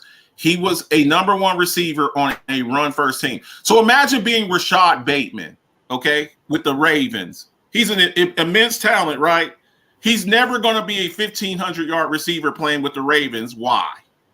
Because they don't really throw the ball. So that's really does that make sense? Yeah, it does. No. Wait a minute. Is he an immense talent? You giving Rashad Bateman a little bit too much credit, sir. I'm giving it something that's like more tangible. I'm just saying, like the Ravens run the ball all the time. So I'm saying Rashad Bateman will never, ever be a Marcus, 13, 14. What you just said, let me turn that on its ear. If Harris, the guy that you want Buffalo to have so bad, right? I actually projected him. Najee, baby, you love Najee. I know you love Najee. You know what I said? I said if y'all had Najee Harris, y'all would have won the Super Bowl last year. I'm gonna ask this question: would the Bills be a run first team if they had Najee Harris? But no, they still wouldn't be. But guess what? What would be the difference? Because Najee Harris also has outstanding hands. He had 74 catches last year. He's not just. Najee Harris isn't Derrick Henry, even though he's nearly as big as him. So that was the conversation we were having before. It was about the size of these running backs. Yes, that's what I'm saying. So you got a guy. Hold up, real quick. Devin Singletary is 5'7", 203. Nyheim Hines is 5'9", 196 pounds. So 2 inches tall. So realistically, the same size when you put them next to each other. Yes. Tony Pollard is 6 foot. 210. Okay, he ain't. He's 6 foot 217. Yeah, he's a little bit. But I thought you just told me earlier that Tony Pollard and Devin Singletary is the same type of back. No, I said they're the same type of back. That's what I said. Tony Pollard is not. Harris would be a great. Tony Pollard is not a 25 carry a game. Okay, back. so you're talking about carries, Marcus. When I say type of back, I'm not talking about carries. And Rashawn, Lord have mercy, I think I've seen more shit on your wrist in my life than I've seen. Yo, you in that damn wrist every damn time, bro. My hand is at the wrist, man. Swollen right now. Like I ain't even going to lie to you. My right hand is jacked up. It just is what it is. Come on, man. Listen, you gotta keep that jumper intact, man. You gotta keep your jumper intact. Marcus. The last time I went in there, I said, dude, I don't even fight. Like, what are you talking about? Right, a boxing fracture. Listen, he said, why do you think they brought in Hines to catch passes, Mike? Yeah. You don't need another. Yes, I know that. I'm saying Nyheim Hines is a progress stopper for Ronald Jones, James Cook. He's a progress stopper? Yes. They brought Nyheim Hines to get James Cook up to speed. What are you talking about? He's a stopper. But I'm saying the only way to get better at playing is to play. That's why I say a progress stopper. Watch this. But he's not going to stop his progress, though. Let me tell you why he doesn't stop his progress. Because we already know James Cook is still going to get his opportunities. This takes Devin Singletary out of the lineup. It doesn't really take James Cook out the lineup, but this does take Devin Singletary out the lineup. Nyheim Hines and James Cook as two backs in the backfield. Now that looks a whole lot better. Let's be honest now. That looks a lot better than Devin Singletary and James Cook in the backfield. Marcus also forgets the fact that Zach Moss. It looks better than that in the back, especially if you're in the shotgun set, having Nyheim Hines and James Cook on either side of you. That looks a whole lot better if I'm the quarterback and I'm like, yo, you telling me I got Devin Singletary, little brother, right here, and Mr. I don't drop passes out the backfield. Dalvin Cook's little brother. Like, I was like, I got Dalvin Cook's little brother right here, and Mr. I don't drop passes on the other side of me. It's like, yo, I would like a Nyheim. Wait a minute, but Marcus forgets like too that Nyheim Hines also has the other element in special teams, which is what Buffalo is trying to keep certain players off the field for. He's a specialist when it comes to special teams. Don't say he's not. I think that affects Isaiah McKenzie more than that does. Guess what? And guess what? You would be right because Isaiah McKenzie hasn't had such a great season this year either. That's what I'm saying. I think if we're being Isaiah McKenzie. I think that moves Isaiah McKenzie out of those 3 wide sets, and you get the kid Shakur in there. Yes. Watch this, which is the reason why Marcus. So now I get to tie this all together. Which is the reason why Marcus. I asked you earlier that you felt so insulted by. I don't know why. I said, what is 22 and 21 personnel? And I said, when do the Bills run it? I just needed that answer. I just wanted you to answer that. It don't have nothing to do with insulting. I don't care about insulting people. Two tight ends, 2 backs. Trying to make people look bad. Huh? 2 tight ends, 2 backs. Right. 2 tight ends and 2 backs. When do the Bills run that? Never. Right. When do the Bills run 21 personnel? Never. Y'all's base offensive set from what I've seen is mostly 3 wide receivers. We're going to 3 wide receiver set. 11 and 10. Do the Bills even run 12 personnel? With 2 tight ends, not really, which is why OJ Howard. No, that's what I said. Y'all are mostly a 11, 10 or 11. We're running 10 or 11. A 3 wide, 1 tight. Yeah, mostly 11. Mostly. So Marcus, this is why, and now let me finish and clear this all up. Besides the fact that you are in love with power backs, because Marcus the Alphabets, folks, for those who know, Marcus the Alphabets was a power back his damn self. No, we ain't doing that. No, don't hide. No, don't hide it. Marcus the Alphabets was a power back in his day. Okay. We have no problem with that. We know you love power. The game has changed now. Like even guys like Adrian Peterson have they're kind of being faced because Adrian Peterson didn't catch a lot of passes. The backs nowadays it used to be 225, 230 pound backs. Okay, and then you had the little 195. Then you had the little 190, 195 pound backs. We call those space backs, guys that you use in space. Now what you got are guys more like Alvin Kamara, 215 pounds that can run between the tackles and also can catch the ball. The reason that Christian McCaffrey was always broke up in Carolina is because they tried to run him like Derrick Henry, and his body type ain't like that. He's built like Devin Singletary, and if you run a little back like that 20-25 times a game, he's going to break down. And it didn't help that Christian McCaffrey was leading that team in the receptions as well. Receptions, catches. I'm leading the team. So, Mike, is it his body beat up. Right. So, Marcus, my only thing is if we're being objective. Yeah. Besides the fact that you want the Bills to clock manage with a power back, what do the Bills need a power back for? To close the show. I just said to clock manage, which is close the show. But here's the other thing too. You want another? And maybe more so than close the show. To preserve Josh Allen, because if you all keep having him be your leading rusher, he ain't gonna survive. I just told no, you just asked me. You just said beside the end of the game stuff and closing out the game. Right. The biggest thing, right, is that you want to preserve Josh Allen, right? You don't want Josh. You just heard me on the last show. Yeah. Did you hear my He-Man reference? Yeah, I was with you.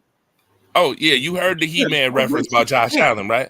Yes. Right. So I'm being objective too. I understand that totally. No, this is more for the people in there that are just like, oh, you're putting down Nyheim Hines. No, what I'm saying is you need a guy that Josh Allen can snap the ball and go like this and hand it to him, where he's not taking it upon himself in short yardage situations, sticking his head in there, to go get it. hurdling people and all of that. I'm telling you right now, history has shown us in NFL history, in the 102, 103 years of the NFL history, we have seen time and time again that teams that their quarterback is their best runner, they don't last. They don't let. Yes, Josh Allen, he's an exciting player. You know, he takes off, he's dragging people down. We have seen, and even with his immense size, he's a huge quarterback. We saw the same thing with Cam Newton. We saw the same thing with Ben Roethlisberger. You cannot keep taking off like that and taking those kill shots, because somebody's gonna catch him up in the air on one of them hurdles one day, and they're gonna knock him into next week. And he's gonna tear something or break something, and he ain't gonna be the same player no more. If I'm just to say, Does that make sense? Does that sound like I'm hating, or does that sound like somebody who's watching the game and telling you what it is? I don't think you hating though. It's not me personally. Ben Roethlisberger or Cam Newton actually had bad careers. If Josh Allen turns out to have a career like Ben Roethlisberger, where he wins 2 Super Bowls for the city of Buffalo, and he ends his career where we're all looking like, all right, Josh, it's time for you to hang it up, big dog. I don't think too many Bills fans would be upset with that. You figure he still had a 15, 18-year career. Cam Newton. Okay, here's the thing about that. The Steelers. It's Ben not. Roethlisberger had a game where Ben Roethlisberger had a game where he threw 6 touchdown passes. Back-to-back weeks, he did 6 touchdown passes. Yes, and back-to-back weeks.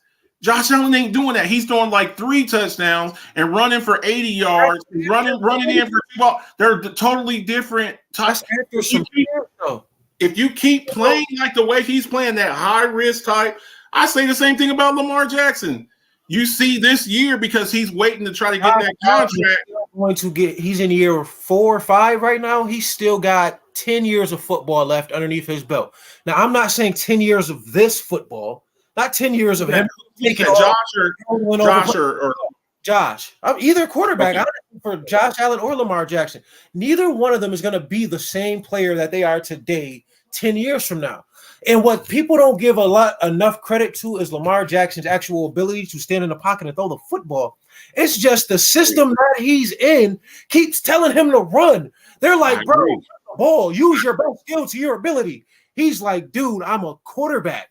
I want to play quarterback for 10, 15. Well, when he came into the league, they were trying to turn him. When he came into the league, they were trying to tell him to switch positions. Lamar Jackson gets to a team that's actually willing to listen to him as a quarterback. Lamar Jackson's career can go much further than where it's been at right now.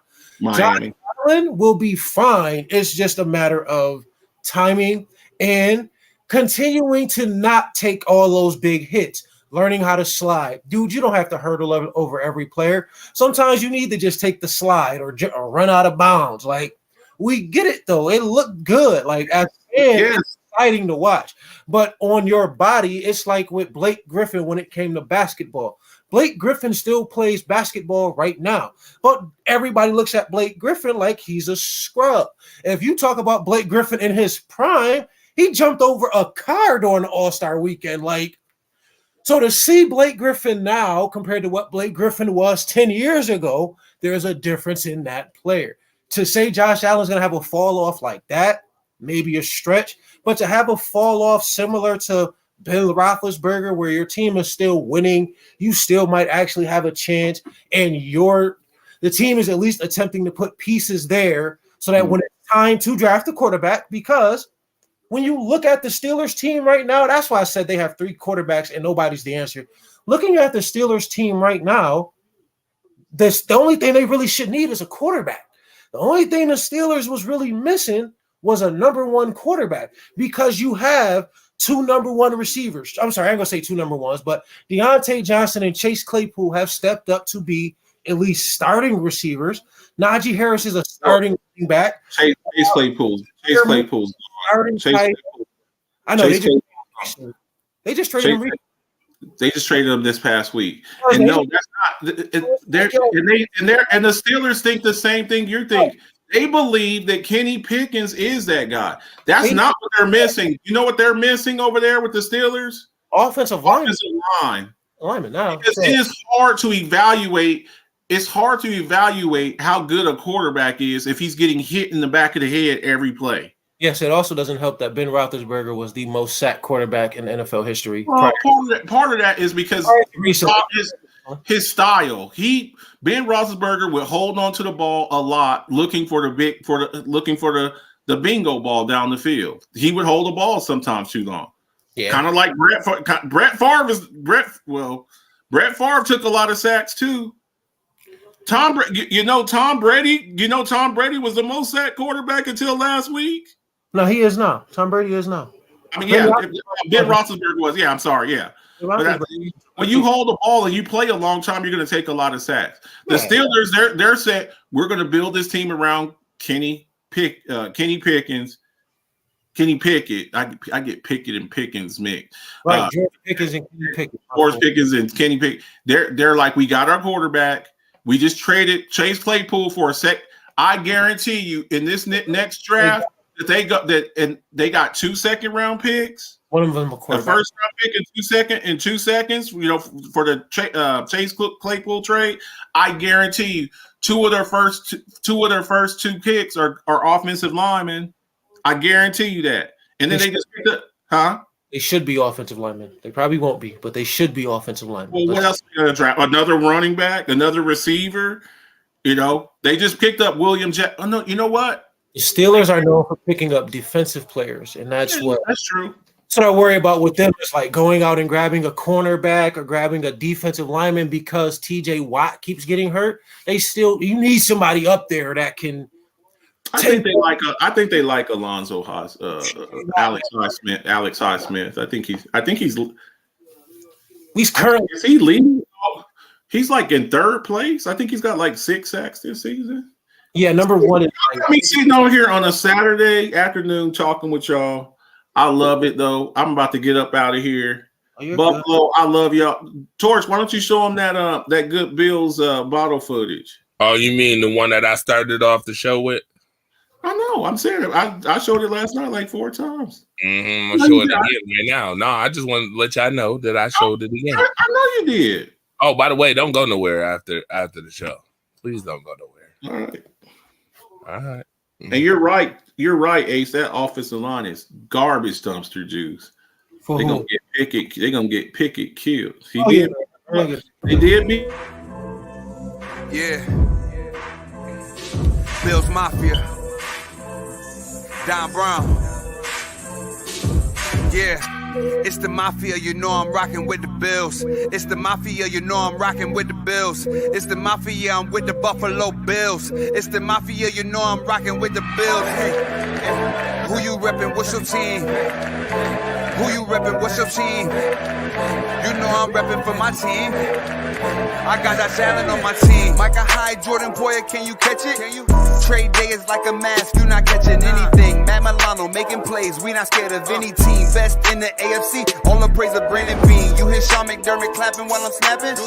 Jerry Hughes will get the sack soon as you snap it. Andre Roberts running back, ain't no just backing. Mafia, we on a ride and we got traction.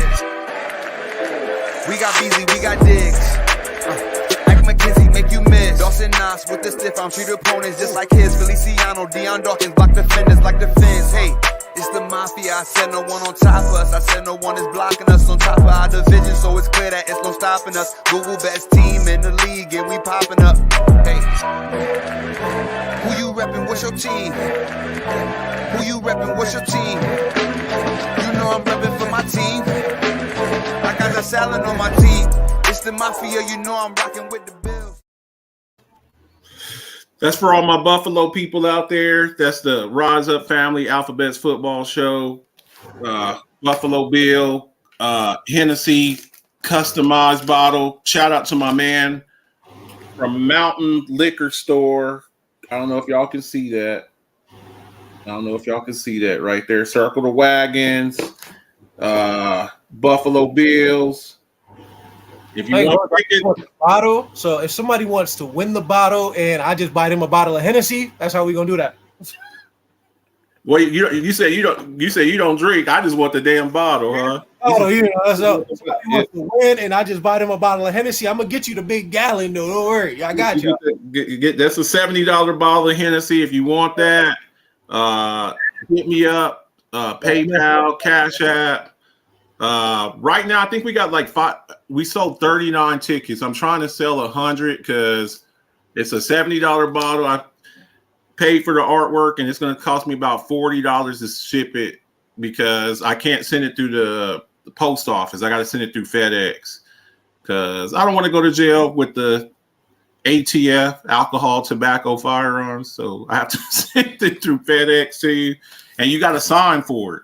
So like when I send it to you, you got to physically be there to sign for it. So it's a little bit different than sending something like that. So if you want a chance at this bottle, hit me up in my inbox on Facebook and let me know, and I'll take a picture of your ticket and we'll get you up on there. So far, Monster, Ethan Tweedy, Ace MVP, William Richter. I got 4 guys. And between those 4 guys, I've sold 39 tickets. So if you want a chance at that bottle, hit me up and we'll take care of you. You said $3 a piece? $3. Hit me up. Torch, Adrian Autry. Torch. Okay. I'm here. I'm here. What's up? I hear you. What's up? Adrian Autry said he wants tickets. He said talk to you about it. So just putting that out there. But okay. Adrian, what's good, my guy? You know what to do. Hit me up. Yeah, hit him up. So is that everything? We got everything. Yeah, we good. Yeah, man, I was supposed to get pictures. We good. This joint was supposed to be long done, but you know what? Once again, other games this weekend, man. Did you make your picks?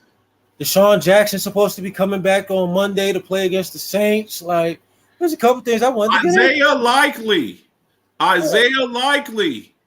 I would say I'm giving y'all some free fantasy advice. Isaiah, not you, Ace MVP, because we're in the same fantasy leagues. I ain't giving you no advice. But everybody, Isaiah Likely, yes, he's a tight end. They said Mark Andrews might not play, so just saying. Look, I need something. My fantasy team has slipped. That we was at 4-1. Now we 4-4. So that shit, it came kind of fast. It definitely came kind of fast. Them 3 straight losses right there was. Who was that? I lost 3 straight in fantasy. Yeah. Team dropped a little bit. I ain't been. Those bye weeks, man. Them bye weeks, man. And them bye weeks get you. I think it's this week where it's like 6 teams on a bye week, or was it last week? Cowboys, 49ers, Steelers, Browns, 49ers. Cowboys, Steelers, 49ers, Steelers, Browns, 49ers. I don't know if I said one of them twice. But yeah, so right, it's the Bengals. Somebody else on a bye week this week. No, the Bengals play this week. They're just playing without Jamar Chase. Oh, the Bengals play. I think the Bengals is on the. Bengals ain't on a bye. They play Carolina this week. Gotcha. Who else is on this bye week? Cowboys, Steelers, 49ers, Browns. That's 4. I feel like it's 2 more. Stop. Cowboys, Steelers, 49ers, Browns. Giants. Is that Lions? Giants. Then it would have one more team. Maybe is it the Redskins? No, they play. That's 5. So I think it's just 5. That would leave somebody's on a bye week. Hold on. Cowboys. It was somebody. Cowboys, Giants, Steelers, Browns, 49ers. Is it the Redskins? Nope, the Redskins got a game this week. 1, 2, 3, 4. It's got to be an even number. There we go. Broncos. There it is. I knew it was one more team. I'm like, I know somebody else is on a bye week that messed up my lineup. Speaking of that, there's 12 games this week. Yeah, Cortland Sutton has done absolutely nothing this season. Yeah, that's So there's 12 games this week. So there's usually An even number of teams. 16. There's usually 16 games, 32 teams. Yeah. So yeah, it should be 16 games a week. So there's 12 games. Yeah, so that's 6 teams. Yeah, that's better. We appreciate y'all. I know we got a little wild up in here. That's how we do. We make no apologies for that. None. Disagree. Yeah. Disagree is not disrespect. That's the way we chop it up. Love these guys. Do a lot of shows with them. Make sure y'all tuning into the other shows. Marcus needs to have. Are y'all doing? They lock in. I guess Man. Monster had to take off. Are y'all doing the Buffalo Bills show tomorrow morning, George? No, not tomorrow morning. We do reaction shows tomorrow night, right after Waffle Sports at 6 p.m. Me and Mookie Hawkins. Then it'll be me and Monster at 7 right after to talk about the Bills Jets. It's the Jets. Nah, I'm just playing. JET. Okay. Don't get caught. I like the Jets, what they've been doing so far. So I want to hear, they looking past the Jets. For the people that live in Denver, Right. I need somebody to pull up on Cortland Sutton and tell him I got something to talk to him about. Need to holler. Yeah. All I need is 60 seconds of that brother time. That's all I need is 60 seconds. Make sure y'all checking out the other shows. Hit me up for the bottle. What else? Check out the Alphabets Football Show Friday night, 10 o'clock. Check it for the record. We'll be making announcements. Join the Alphabets Football Show group on Facebook. It's a private group now because we had a couple of goofballs threatening my co-hosts. Get back to the Alphabets bits. I've made like 3 of them. It's just with Mona, she's been so busy. So, it's kind of, I do my end over here, but she does all the cutting and editing and all. So we appreciate y'all. Hope everybody enjoys the games. Get in these chat rooms. There's nothing like discussing sports and stuff like that, being passionate about your team. I love it. It's nothing but love here. But this is entertainment too. We like to, make a little noise. It's entertainment. That's what we're here. If we just sat up in here and everybody just agreed with everything, y'all wouldn't watch. I promise you. Y'all coming here to watch that conflict. That's what it's all about. That's right. So, and nothing wrong with a little conflict. No matter with a little conflict. So we hope y'all have a good weekend. Enjoy the games. Make sure y'all tune into the Buffalo Reaction Show tomorrow. Mookie and Torch, Waffle Sports, and catch the other shows. We'll be making announcements as they come along. So we appreciate y'all and see ya. Peace.